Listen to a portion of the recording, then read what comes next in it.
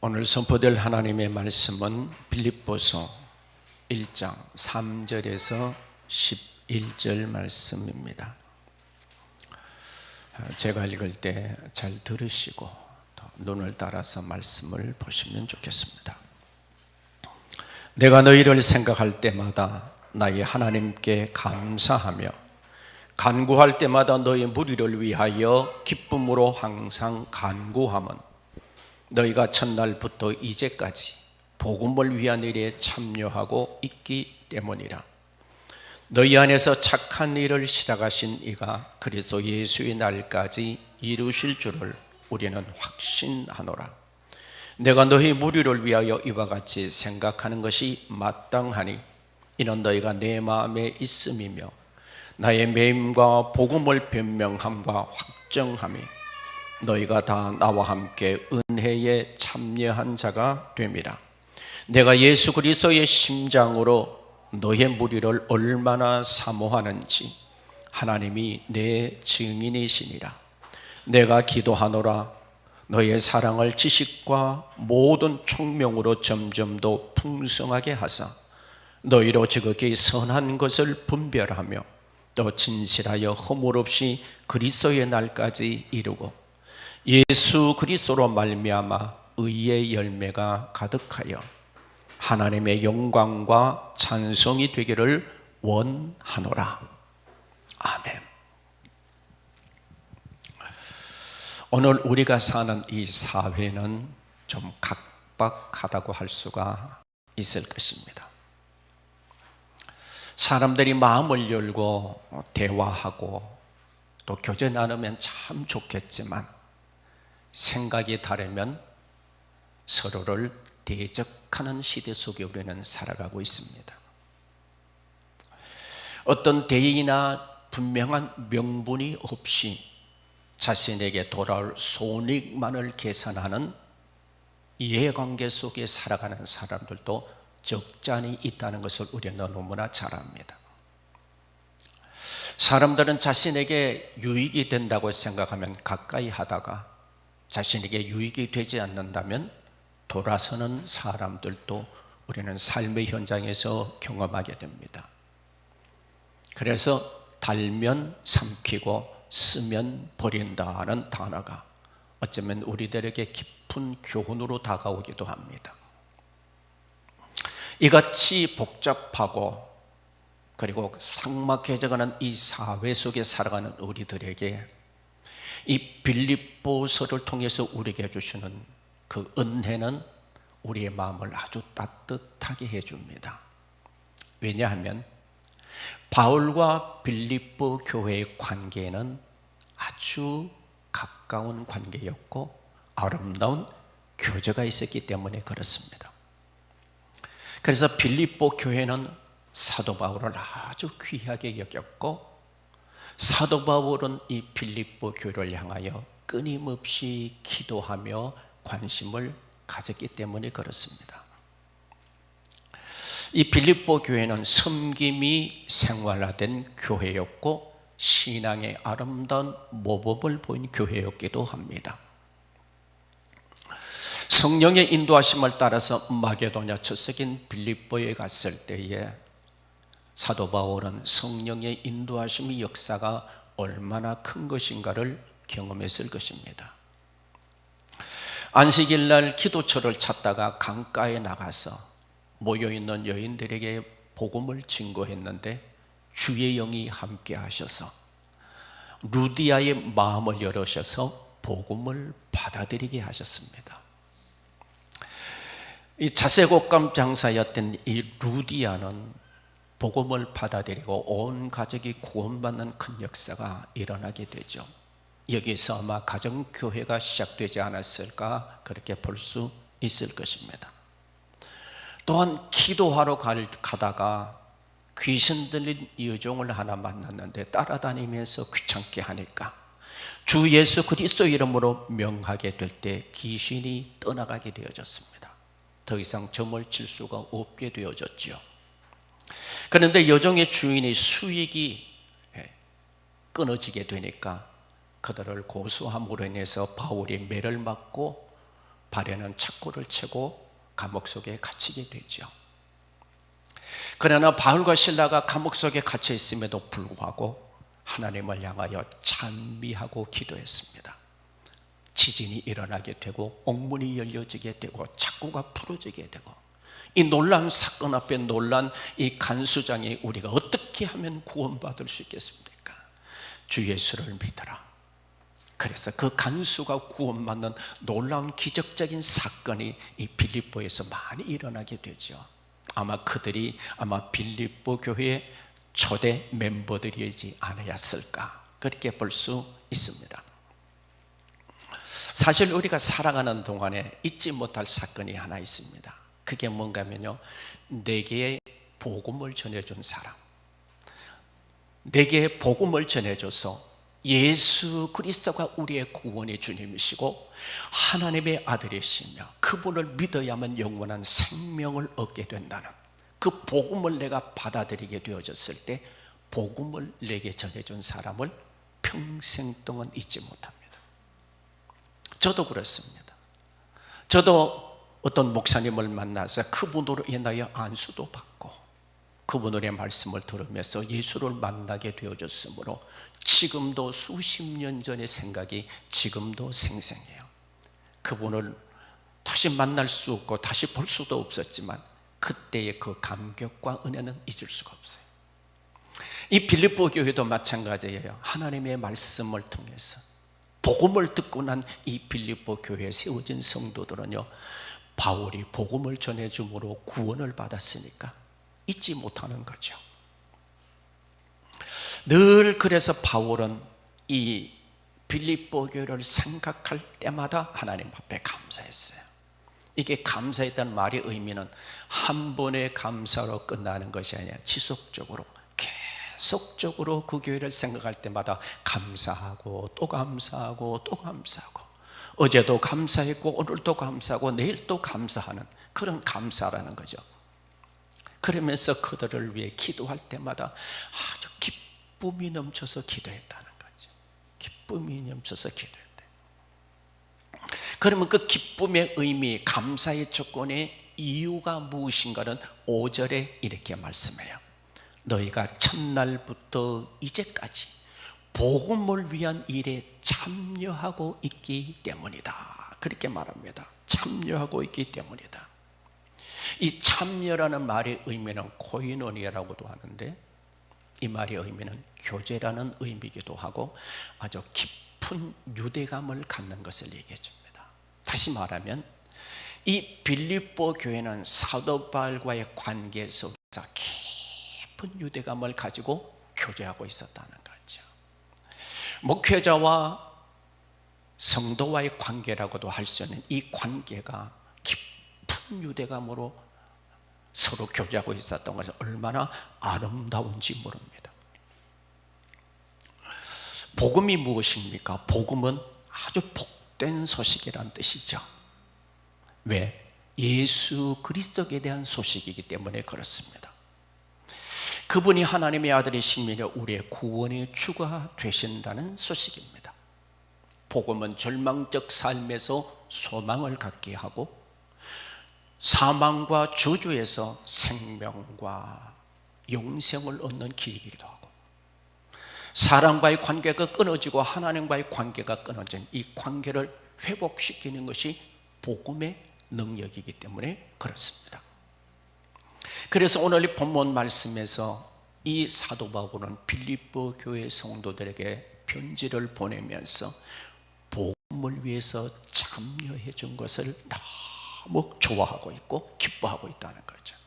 그러면 복음을 위해서 참여했다는 그 말의 의미는 뭔가 하면요, 복음을 위해서 선교를 하였다는 얘기예요. 다시 말하면 사도 바울이 선교를 하게 될 때에 후원자가 되어졌던 것이 이 빌립보 교회였다는 것이죠. 그래서 교회가 교회다운 모습이 되려지려면 복음도 전해야 되지만 선교 후원도 하는 것이 바로 아름다운 일이고 하나님의 기뻐하실 일이라는 사실이죠. CT에서는 이렇게 표현하고 있죠. 선교는 사명이다. 후원은 동력이다, 그런 단어를 씁니다. 이건 분명히 맞는 말이죠. 예수님이 이 땅에 오셔서 지상 최대의 명령은 바로 복음을 땅끝까지 전하라는 것이었기 때문이죠. 그리고 그 복음을 전하기 위해서는 선교사들을 후원해야 되는 것이 교회의 역할이기 때문에도 그렇습니다. 사도 바울은 참 감사해요. 오늘 이 단어 속에 보면요, 첫날부터 이제까지 함께했다, 복음에 함께했다, 복음의 동력자가 되어졌다, 복음의 후원자가 되어졌다는 것을 얘기하고 있어요. 자, 처음부터 끝날, 첫날부터 이제까지 그들은 처음부터 끝까지 변하지 않았다는 얘기예요. 변하지 않았다. 하나님은 처음이고 나중이 되시죠. 처음이고 마지막이 되신 분이시죠. 우리 하나님을 닮아가는 것, 처음부터 끝까지 변하지 않는 것입니다. 그것이 가장 귀한 것이에요. 그래서 그리스도인들은 하나님의 일이라면 참여해야 합니다. 이런저런 이유로 참여하지 않으면 결국에는 소외될 수밖에 없기도 한 것이죠. 섬기는 일에 참여하고 구제에도 참여하는 것이 하나님이 진정으로 기뻐하는 일이죠. 우리의 신앙이요, 때로는 뜨거워졌다가 어느 때는 식어지는 때가 있죠. 그러나 어떤 사람들은요, 신앙이 꾸준한 사람들이 있어요. 변하지 않아요. 달라지지 않아요. 꾸준해요. 이게 얼마나 중요한지 몰라요.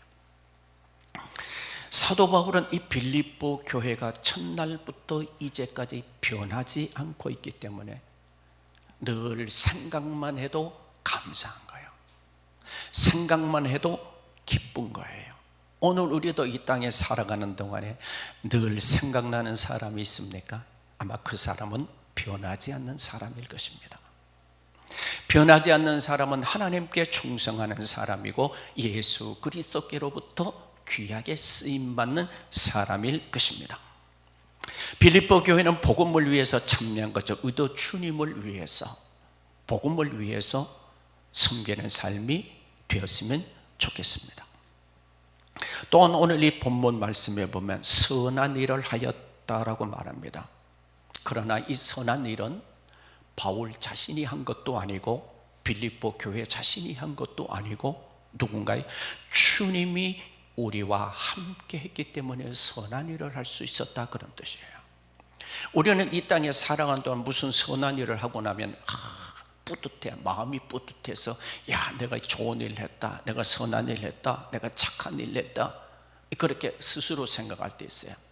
이 마음은 뭔가면요, 우리가 교만이 들어가게 되는 저 출발이라고 할 수 있는 거예요. 내가 한 게 아니에요. 저도 살아오는 삶의 과정 속에 되돌아보면요, 내가 한 것처럼 느낄 때가 있었어요. 그런데 되돌아보면 다 하나님이 하신 거더라고요. 하나님이 도우셔야 할 수 있다는 거죠. 그래서 늘 하나님 중심이 되어졌을 때 우리는 일생의 삶을 살아가는 동안 교만하지 않고 겸손한 삶을 살아갈 수 있는 거예요. 진실로 하나님을 의지하는 삶은 늘 감사하는 삶이 되어지는 것이죠. 7절 말씀에 보면 이렇게 말씀합니다. 사도 바울을 염려하고 사도 바울을 걱정하는 이 빌립보 교회를 향하여서 자신의 모습을 이렇게 표현하고 있어요. 내가 너희 무리를 위하여 이와 같이 생각하는 것이 마땅하니 이는 너희가 내 마음에 있음이요 나의 매임과 복음을 변명하고 확정함에 너희가 다 나와 함께 은혜에 참여한 자가 됨이라. 바울이 복음을 전할 때, 바울이 복음을 통해서 고난을 당할 때 빌립보 교회 성도들도 함께 했다, 그 말. 은혜에 참여했다, 함께하고 있었다. 비록 바울이 여러 곳에 다니면서 복음을 전하고 있었지만 늘 빌립보 교회 성도들은요, 바울에게 관심을 가지고 그 복음 사역에 늘 마음을 나누고 있었다는 사실이죠. 저는 이 말씀을 준비하면서 그런 생각을 해봅니다. 사역자와 성도들 사이가 이렇게 되면 얼마나 좋을까. 목회자의 마음속에 항상 성도가 있고 성도의 마음속에는 항상 목회자가 있을 수 있다면, 이런 친밀감을 가지고 주님의 몸된 교회를 섬기고 주님을 사랑하게 된다면 이런 교회는 참으로 하나님 보시기에 아름다운 교회가 아닐까라고 생각해 봅니다. 그것이 바로 하나님의 나라를 세워가는 그리스도인들의 모습이라고 할 수 있을 것입니다.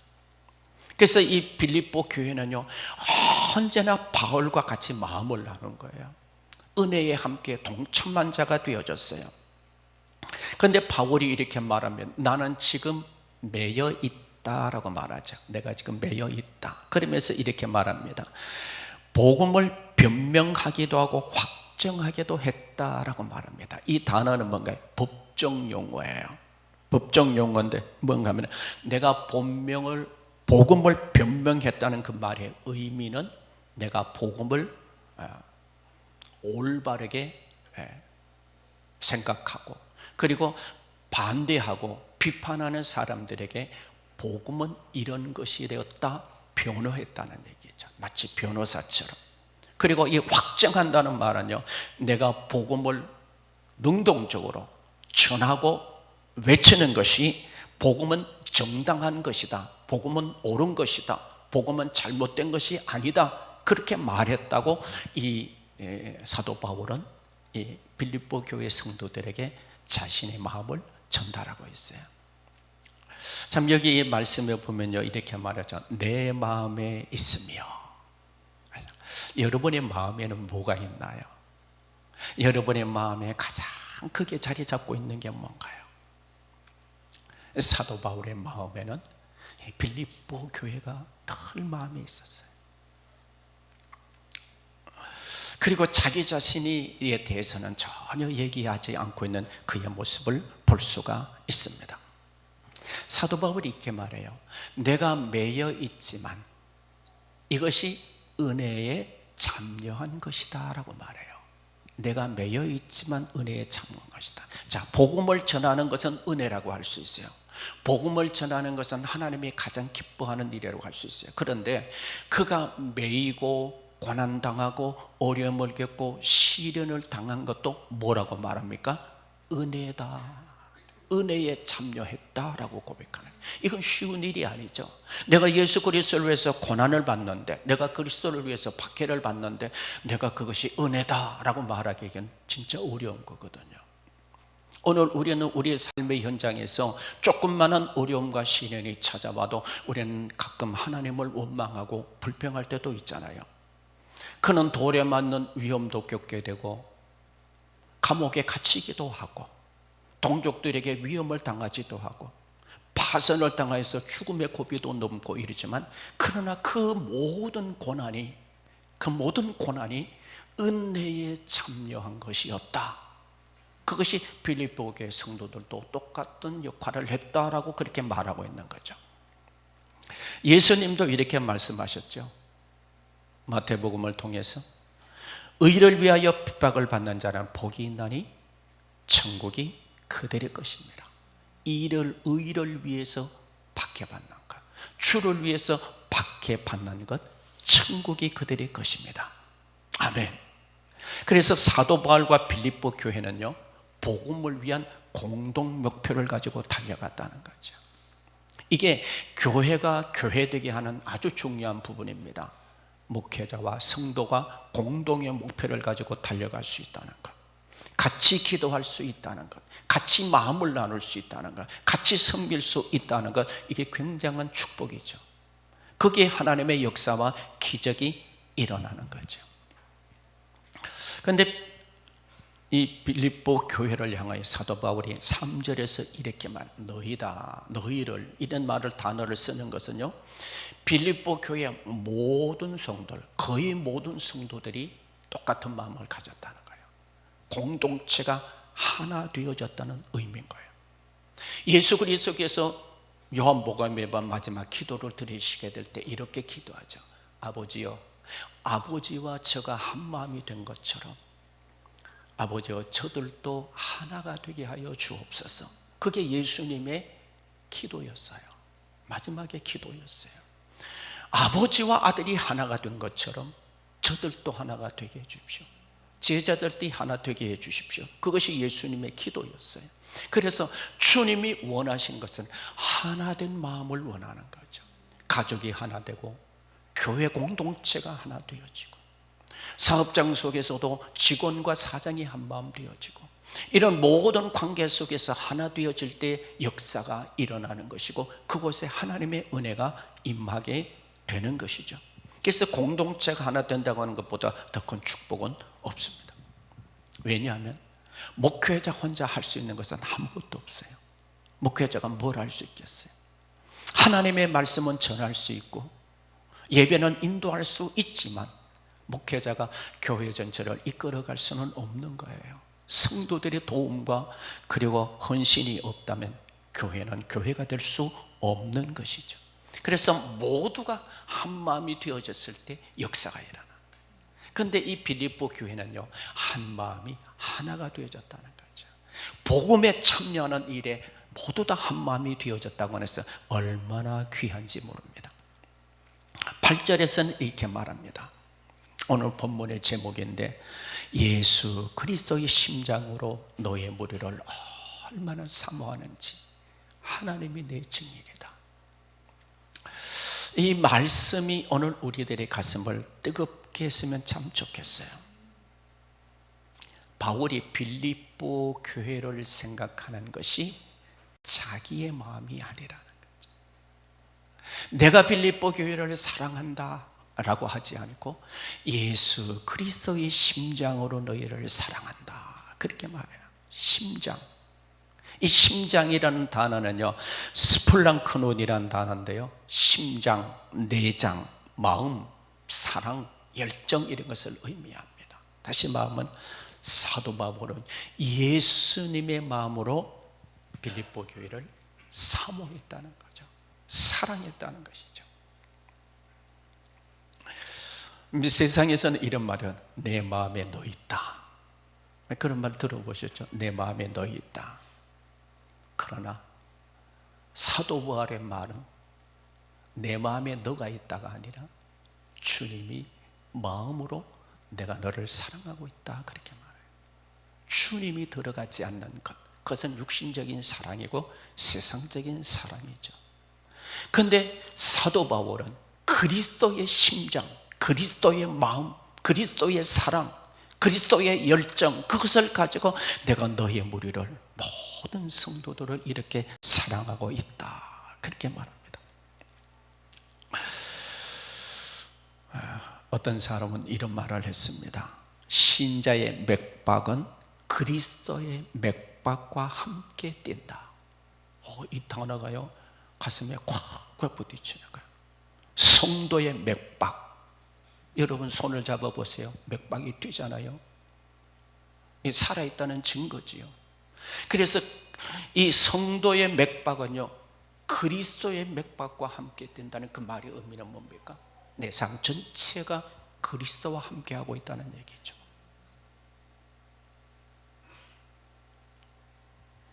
그래서 이 사도 바울은요 빌립보 교회를 생각할 때마다 가슴이 뭉클했어요. 눈물이 났어요. 어쩌면 저는 이 빌립보서를 준비하면서 저 자신도 내가 성도들을 향하여 이런 그리스도의 심장으로 여러분들을 위해 눈물을 흘리고 여러분들을 위해 기도하는 제 자신의 모습을 한번 되돌아보면서 또 그러면서도 또 부족함을 느끼기도 합니다. 오늘 이 사회는 어떻습니까? 많이 닫혀 있어요. 사람과의 관계가 열려지지 못했어요. 우리 여기 쑥곡에 이 좁은 동네지만요 사람들이 마음이 다 닫혀 있어요. 어떤 사람은 이 동네에 전혀 내가 마음을 주지 않겠다 하는 사람도 있고요, 어떤 사람은 이 동네에 좋은 일에도 전혀 동참하지 않고 자기만을 생각하는 사람이 있어요. 그래서 교제가 안 되는 거예요. 닫혀 있는 거예요. 겉으로는 사람들 관계 속에서 다 열려 있는 것 같고 교제가 나눌 수 있는 것 같지만 그게 안 되는 거예요. 사실 우리 사회 전체가 닫혀 있어요. 남과 북이 닫혀 있죠. 좌와 우가 닫혀 있어요. 지역과 지역에 막혀 있고요, 이웃과 이웃이 막혀 있어요. 아파트에서는 옆에 동에 누가 있는지도 몰라요. 이렇게 막혀 있는 사회 속에서 살아가요. 부모와 자녀는 잘 소통되고 있나요? 부모와 자녀도요, 막힐 때가 얼마나 많은지 몰라요. 생각이 달라요. 어쩌면 이것이 현대인의 비극이고 아픔이고 슬픔이고 고통이라고 할 수 있습니다. 그런데 이 사도 바울과 빌립보 교회는 마음이 열려 있었다는 거죠. 마음이 열리는 것보다 더 큰 것이 없어요. 마음이 열려지지 않으면 은혜 받지도 못해요. 마음이 열려지지 않으면 사랑도 안 돼요. 마음이 열려지지 않으면 대화도 안 되는 거죠. 그 마음으로부터 출발되어진 거예요. 그런데 바울은 빌립보 교회를 생각할 때마다 기도하고, 생각할 때마다 감사하고, 생각할 때마다 그리스도의 사랑을 그들에게서 느끼고 있는 것이죠. 그리고 그는 이렇게 말합니다. 내가 그리스도의 심장으로 너희를 사모하고 사랑하는 것은 하나님이 내 증인이다. 저는 이 단어가요, 너무 제 가슴에 와서 붙는 거예요. 하나님이 내 증인이다. 바울이 빌립보 교회를 사랑하는 것이 진실이라는 거죠. 하나님이 나를 증언해 주신다는 거죠. 이 단어를 오늘 우리들에게 바꾸면 이렇습니다. 하나님은 내 삶의 증인입니다. 내가 한 주간의 삶을 살아오고 하루하루의 삶을 살아가는데 내 삶을 인정해 주시는 분이 하나님이십니다. 얼마나 중요한 단어입니까? 내 발걸음 내 말 한마디, 내 행동 하나, 그 모든 것이 하나님이 내 삶의 증인입니다. 내 신앙의 증인이 하나님이십니다 라는 고백을 하고 있는 거죠.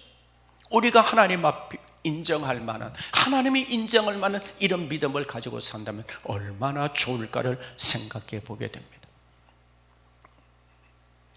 자녀가 뭔가 잘하게 되면 고개를 끄덕 해주고, 자녀가 뭔가 잘못하면 고개를 가로줬잖아요.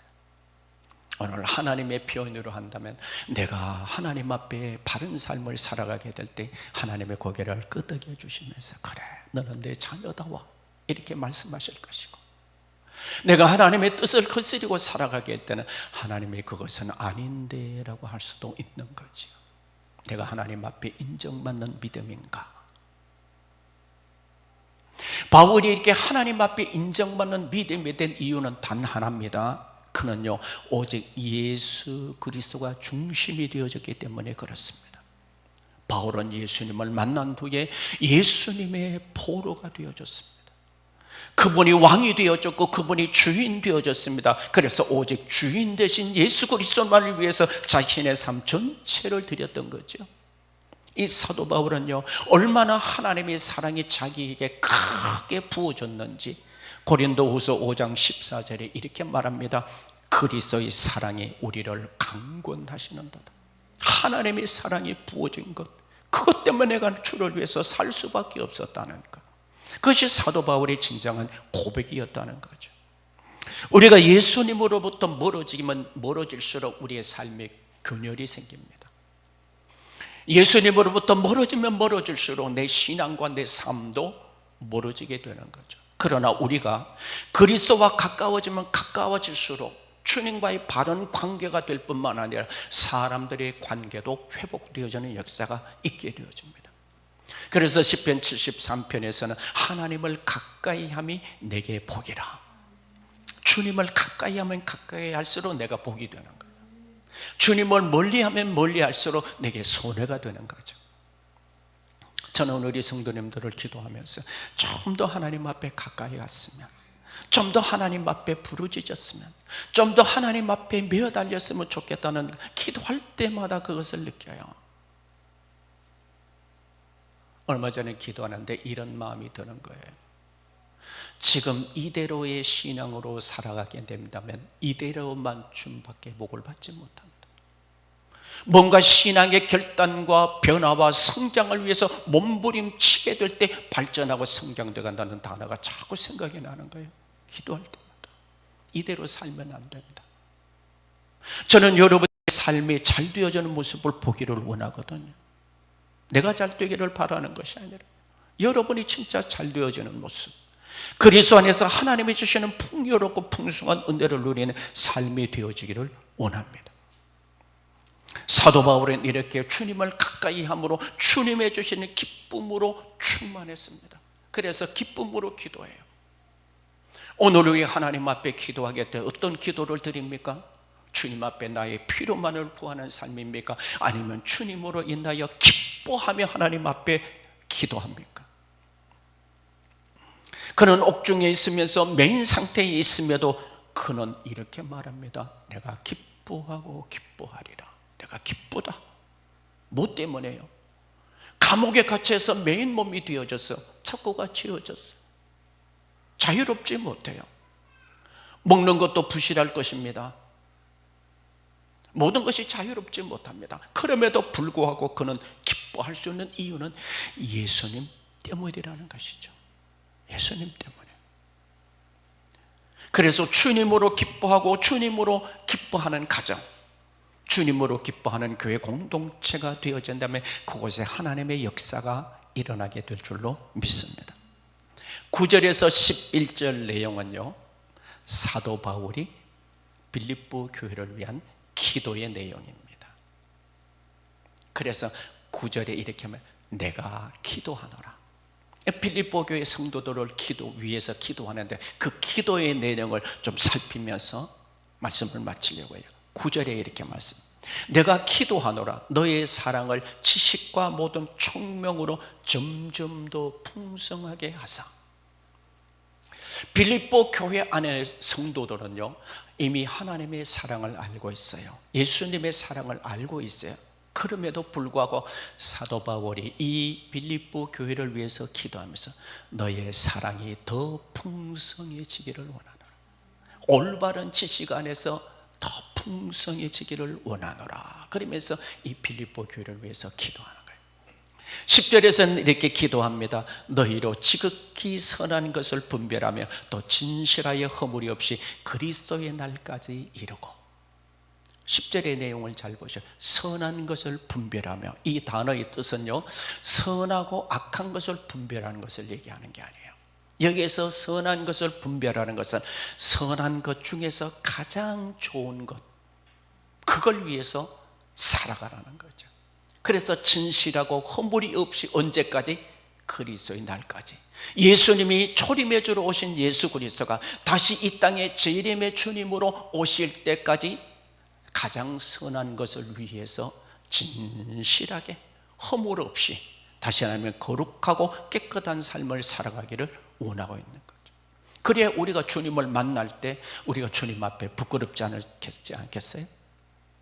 우리가 하나님의 뜻대로 살지 못하고 세상적인 방법과 인간의 방법으로 살아간다면 주님 앞에 우리가 어떤 모습으로 서겠습니까? 그래서 사도 바울은 그리스도의 날까지, 끝까지 이렇게 가장 선한 것을 위해서, 그리고 허물 없이 살아가라고 기도하고 있는 것이죠. 이게 재림을 준비하는 신앙이었죠. 초대교회에서는요, 여러 교회들이 있지만 이 초대교회는요 예수 그리스도의 재림이 임박한 것으로 생각하고 있었어요. 그래서 예수님이 빨리 오시게 된다면 우리가 그분을 맞이할 때 어떻게 맞이해야 될 것인가, 거기에 초점을 맞추었던 것이죠. 그리고 11절을 봅니다. 예수 그리스도로 말미암아 의의 열매가 가득하여 하나님의 영광과 찬송이 되기를 원하노라. 마지막 기도가 11절에 포함되어져 있습니다. 자, 여기에서 한 가지 주의해야 될 부분이 하나 있어요. 의의 열매를 맺혀지기를 바란다. 그런데 누가 의의 열매를 맺는 거예요? 내가 스스로 의의 열매를 맺는 것이 아니라는 얘기예요. 의의 열매는 내가 맺는 게 아니에요. 의의 열매는 누가 맡게 해주세요? 예수 그리스도로 말미암아 의의 열매를 맺는 것이다. 그래서 내가 스스로 뭘 할 수 있다고 생각하는 것은 좀 오만하고 교만한 것이죠. 그렇다고 해서 우리가 전혀 노력하지 말고 전혀 수고하지 말라는 그런 이야기는 아니야. 그 의미는 뭡니까? 예수 그리스도를 통하여 이루어지고 맺어지는 것. 예수 그리스도가 들어가지 않으면 안 된다는 거죠. 그래서 요한복음 15장, 우리가 잘 아는 말씀이에요. 요한복음 15장 4절과 5절 내용 한번 속으로 같이 한번 읽어주면 좋겠어요. 내 안에 거하라, 나도 너희 안에 거하리라. 가지가 포도나무에 붙어있지 아니하면 스스로 열매를 맺을 수 없음같이 너희도 내 안에 있지 아니하면 그러하리라. 나는 포도나무요 너희는 가지라. 그가 내 안에, 내가 그 안에 거하면 사람이 뭐를 맺어요? 열매를 많이 맺나니 나를 떠나서는 너희가 아무것도 할 수 없습니다. 우리가 주님 안에 거하고 주님이 내 안에 거해요. 사도 바울이 예수 그리스도의 심장으로 그들을 위하여 바라보고 사모했던 것처럼 오늘 우리들이요, 예수님이 내 삶의 중심이 되고 주님이 내 안에, 내가 주님 안에 거하여 그분이 나의 주인이시고 그분이 나의 왕이 되어졌을 때 우리 하나님 앞에 영광을 돌릴 수 있는 거예요. 의의 열매도 맺어지는 것이죠. 그럼 의의 열매는 어떻게 맺어요? 어떻게 해야 하나님께 영광을 돌릴 수 있어요? 마태복음 5장 16절에 주님이 이렇게 말씀하셨죠. 너희 빛을 사람 앞에 비치게 하여 저희로 너희의 착한 행실을 보고 하늘에 계신 너희 아버지께 영광을 돌리게 하라. 우리에게 착한 일이 있을 때, 우리가 선한 일을 할 때에, 하나님이 기뻐하는 일을 할 때 누가 영광을 받으세요? 하나님이 영광을 받으시는 거예요. 그게 그리스도인의 삶의 목적이 뭡니까? 하나님의 영광을 위한 것이 되어졌을 때 하나님이 우리가 구하지 않는 것도 채워주실 수 있는 분이세요. 저는 이 말씀 보면서 그래, 바울이 얼마나 이 빌립보 교회를 사랑하고 이 빌립보 교회를 사모했었는지 이 기도의 내용을 통해서도 보면 우리가 충분히 알 수 있어요. 이 빌립보 교회 성도들이 진짜 아름다운 의의 열매를 맺어가기를 바라는, 첫날부터 이제까지 변함없이 지금 빌립보 교회가 사도 바울의 선교 후원을 했지만 이렇게 변치 않은 그들을 향하여서 주님이 오시는 그날까지 하나님의 영광을 위해서 살아가는 아름다운 삶이 그들의 열매 맺어지기를 간절히 기도하고 있다는 거죠. 오늘 목회자도 그런 거 아닙니까? 여러분을 위해서 기도하게 될 때 진짜 믿음으로 살기를 기도하죠. 그래서 주님 앞에 기도할 때 눈물을 쏟게 되고 하나님의 영광을 위해서 살아가는 삶이 되게 해달라고 간구하게 되죠. 요즘은 기도하다 보니 그런 기도를 또 하게 돼요. 하나님, 육으로 살지 않고 영으로 살게 해주세요. 육신적인 삶이 앞서는 것이 아니라 영의 삶을 통하여 하나님이 주시는 그 풍요함과 풍성함을 누리는 삶이 되게 해주십시오. 그런 기도를 하나님 앞에 드리게 됩니다. 자, 오늘 마지막 말씀 전하고 싶습니다. 바울과 빌립보 교회의 가장 아름다운 관계가 되어졌던 것은 바울에게 있어서 진정한 예수 그리스도에 대한 고백이 있었기 때문에 그래요. 그래서 3절 말씀에 보면 나의 하나님이라고 해요. 나의 하나님. 저는 오늘 이 자리에 계신 여러분들이 진실로 하나님과 인격적 교제를 가지고 있나요? 하나님이 진짜 내 하나님, 예수님이 진짜 나의 구원의 주님이심을 믿고 계시나요? 사도행전 27장 23절에 보면 이런 말씀이 있어요. 한번 같이 읽을까요? 내가 속한 바 곧 내가 섬기는 하나님의 사자가 어젯밤에 내 곁에 서서 말하되. 바울이 로마로 향하여 가는 길에 배가 파손되어져서 이제 죽을 위기에 처해 있습니다. 그런데 그가 이렇게 고백해요. 내가 속한 바, 내가 섬기는 하나님의 사자가 어젯밤에 내게 말씀해 주셨다. 여기에서 바울이 뭐라고 고백합니까? 나는 누구에게 속해 있다? 주님께 속해 있다. 나는 누구에게 속해 있다? 하나님께 속해 있다. 우리가 소속감이라고 해서 교회 공동체도 소속감, 뭐 직장 생활에도 소속감을 가져야 되고 삶의 현장에서도 소속감을 갖는다고 하는 굉장히 중요합니다. 왜냐하면 소속감이 없는 사람은 홀로이거든요. 그런데 사도 바울은 이렇게 고백해. 나는 하나님께 속해 있다. 주님께 속해 있다. 그래서 나는 주님만을 섬길 수밖에 없다. 그분이 내게 말씀하시고 그분이 내 인생을 이끌어 가신다는 것이 이 단어 속에 포함되어져 있는 거예요. 여러분에게 이렇게 질문해 볼 수 있을 거예요. 나는 진짜 예수 그리스도께 속해 있는가? 내가 무엇에 속해서 살아가고 있는가? 나는 진실로 예수 그리스도만을 섬기는 삶을 내가 살아가고 있는가? 우리 자신을 돌아보게 되죠. 그래서 내 하나님, 내 주님이라는 신앙의 고백 너무너무 중요한 거예요. 우리가 잘 아는 시편 23편에도 다윗은 그렇게 고백하잖아요. 여호와는 나의 목자시니 내가 부족함이 없으리로다. 진짜 주님이 나의 주님이 되어지면 부족함이 없는 거예요. 많이 가져도 주님이 안 계시면 끊임없이 부족함을 느껴요.